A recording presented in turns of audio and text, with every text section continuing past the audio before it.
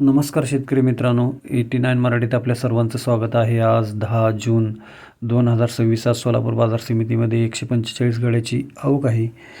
शेतकरी बंधूंनो, केंद्र सरकारनं 1580 रुपयेचा हमीभाव जाहीर केलेला आहे.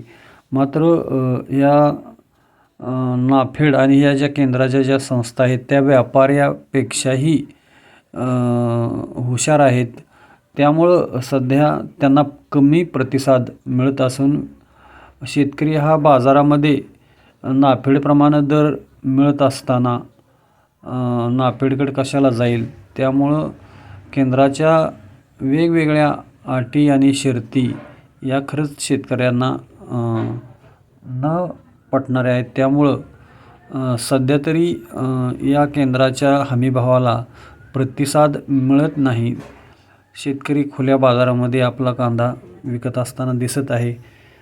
तर आज सोलापूर बाजार समितीमध्ये टॉप 1 कांदे हे 2100 ते 2500 रुपये बोटावर मोजणे इतकत कांदे विकले गेलेले आहेत. अन्यथा 1 नंबर कांदा हा 1600 ते 2000 रुपये असा विकला जातो आहे. तर 2 नंबर कांदा हा 1200 ते 1500 रुपये असा विकला जातो आहे. तर गोलटागोलटी 100 रुपयापासून ते 1100 रुपयेपर्यंत विकत आहे. एकूणच गेल्या 5-6 दिवसापासून मार्केट हे असंच स्थिर चालू आहे. तर आगामी काळामध्ये काय होते ते पाहूया. नमस्कार.